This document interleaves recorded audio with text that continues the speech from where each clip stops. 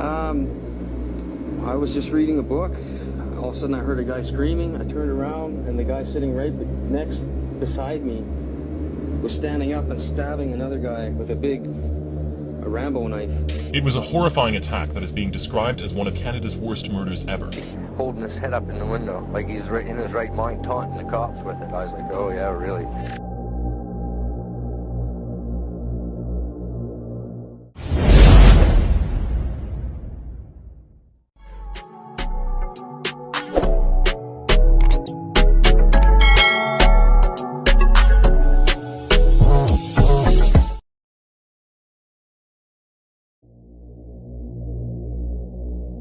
July 30th, 2008.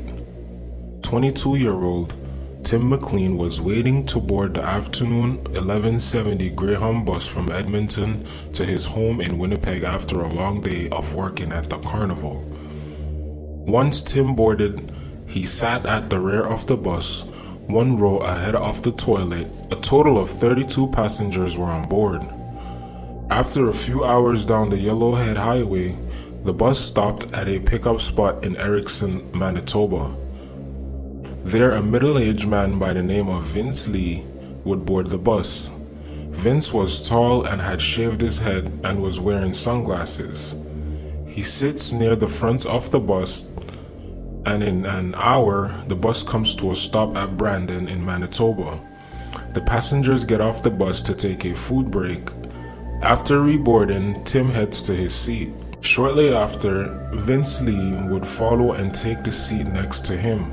Tim McLean paid no mind to Vince and put his headphones on. It was getting dark, so he laid his head on the window and eventually fell asleep listening to his music.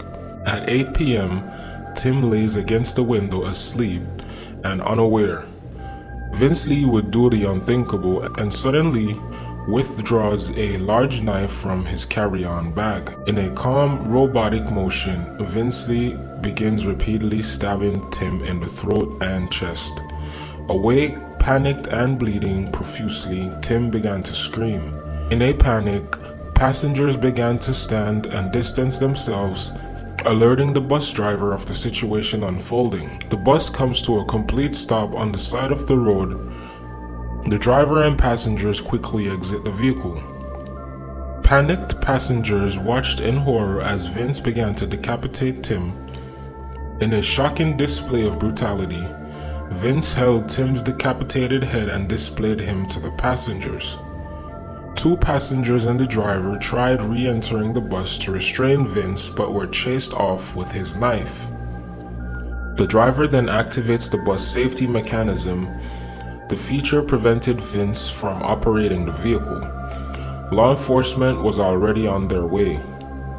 Officers arrived at a grim scene. Not only had Vince decapitated Tim McLean, he also began to eat him.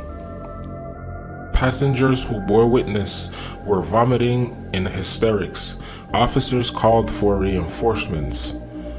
While negotiations and heavily armed tactical units tried reasoning with Vince, he kept pacing around the bus, severing and eating Tim McLean while in the process. The standoff between Vince and law enforcement had started at 9 p.m., coming to an end 3 hours later when Vince tried escaping through a bus window. He was shot with a taser, put in handcuffs, and taken into custody. Tim's ears, nose, and tongue were found in Vince's pockets. Parts of Tim's body were scattered all over the inside of the bus. Tim's eyes, heart were never recovered. Authorities believe Vince had eaten them. The case made headlines all over the world. The death of Tim had deeply impacted his family and friends. Tim was a father to a young son. A majority of the passengers who witnessed the death of Tim had developed serious mental problems. Ken Barker, a 51-year-old corporal officer who was first on the scene that night, had developed post-traumatic stress disorder. He had committed suicide 6 years later in 2014. His family claims the night of the killing greatly attributed to Ken's mental health. In court, Vince Lee would plead not guilty to a charge of second-degree murder due to mental illness. A forensic psychologist had diagnosed Vince with schizophrenia, stating that Lee was experiencing a psychotic episode during the time.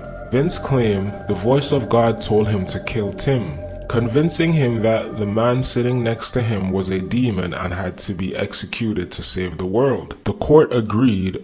On March 5, 2009, Vince Lee was found not criminally responsible for Tim's death due to mental illness. Vince Lee did 0 prison time but was ordered to stay at a mental health facility in Manitoba. A few years later, on February 17, 2017, the Manitoba Criminal Code Review Board ordered Lee to be discharged from that facility and was no longer deemed a danger to society. Vince changed his name and shortly after moved into the Manitoba community. A memorial dedicated to Tim McLean resides at the location where the bus pulled over. Thank you for checking in. I hope you guys enjoyed this story. See you guys in the next one. Peace.